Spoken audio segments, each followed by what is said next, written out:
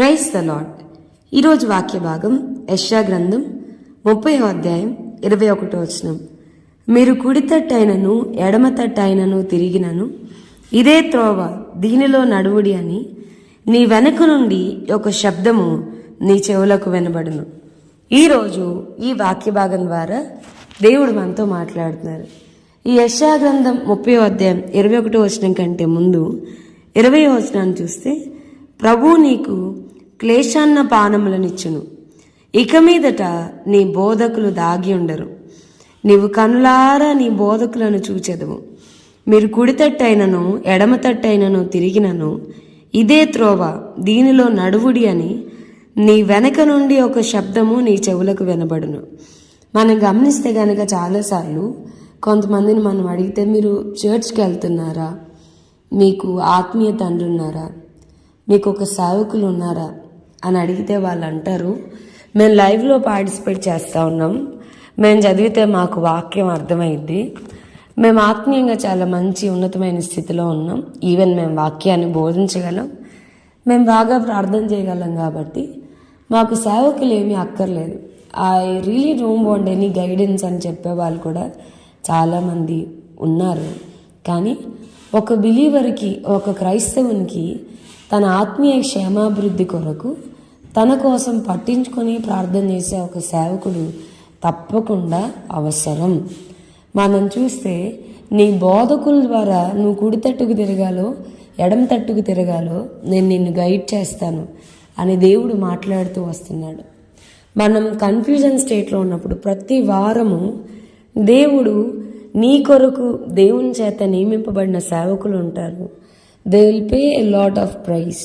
మన కోసం వాళ్ళు చాలా దేవుని దగ్గర, అది వాళ్ళ జీవితం కావచ్చు, వాళ్ళ సమర్పణ కావచ్చు, వాళ్ళు చాలా సాక్రిఫైస్ చేస్తారు. వాళ్ళ కన్నీరు, వాళ్ళ ప్రార్థన మనకు ఆశీర్వాదకారకంగా దేవుడు మలుస్తాడు. సో ఖచ్చితంగా తండ్రులు అనేక మంది ఉండరు, బోధకులు అనేక మంది ఉండొచ్చు, కానీ తండ్రులు అనేక మంది ఉండరు.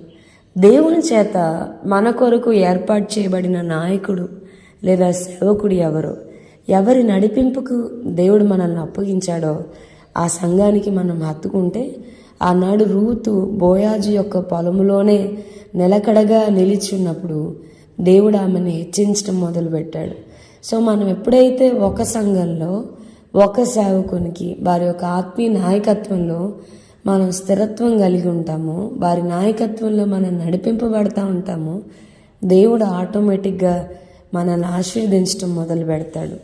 సేవకుని యొక్క కన్నీరు, సేవకుని యొక్క ఉపవాసం, సేవకుని యొక్క ప్రార్థన మనకి చాలా అవసరం.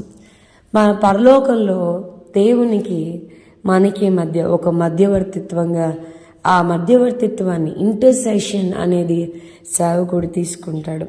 సో ఆ కొన్ని కుటుంబాల కొరకు, ఆ కొంతమంది వ్యక్తుల కొరకు, ఆ ప్రాంతం కొరకు ఆ సేవకుడు కావలికాయ వ్యక్తిగా ఉండి he will be a representative.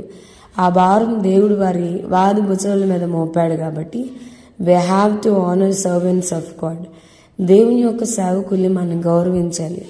మనం చూస్తే కనుక షూనేమీరాలు ఎలీషా గారి కొరకు ఒక మంచి మిద్దె మీద ఒక గదిని కట్టించి, మేడ మీద ఒక గదిని, ఒక దీపస్తంభాన్ని, ఒక మంచాన్ని, బల్లని అన్నీ అరేంజ్ చేసినప్పుడు అతను అడుగుతున్నాడు, ఇంత శ్రద్ధాభక్తులు మా యందు కనపరచడానికి మేము అసలు ఏం చేయాలి నీకోసం? రాజుతో మాట్లాడాలా, ఎవరైనా అధికారితో మాట్లాడాలా అని అడుగుతూ ఉన్నప్పుడు, లేదయ్యా నేను నా స్వజనుల దగ్గర ఉన్నాను, నాకేం అక్కర్లేదు.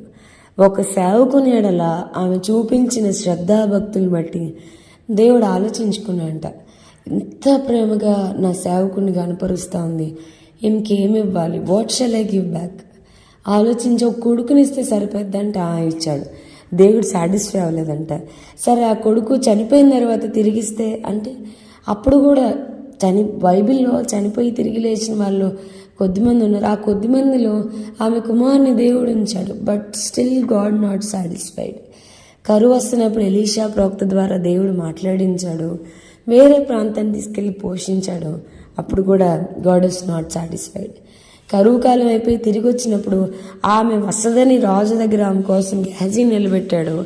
కరువు కాలంలో వచ్చిందంతా కూడా ఆమె భూమి, ఆమె కలిగిన ప్రతిదీ తిరిగిచ్చేలాగా దేవుడు చేశాడు. Still God not satisfied.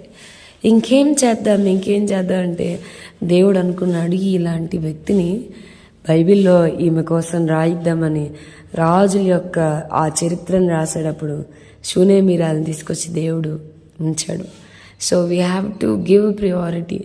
సేవకుని మనం గౌరవించాలి. మనకు ఖచ్చితంగా ఆత్మీయ నాయకులు ఉండాలి. వారి ద్వారా దేవుడు మనతో మాట్లాడతాడు. సో దేవుడు మనకు అనుగ్రహించిన సేవకుల ద్వారా ఒక రైట్ గైడెన్స్ మనం పొందుకుందాము గాక. ప్రార్థన చేసుకుందాం. ప్రభు, ఈరోజు వాక్య భాగం ద్వారా మీరు మాతో మాట్లాడినందుకున్నాను. వాక్యం వెంటనే మా ప్రియులైన వారిని అందరినీ దీవించి ఆశీర్వదించమని యేసు నామమున అడిగి వేడుకొంచున్నాం తండ్రి. Amen. God bless you and have a blessed day.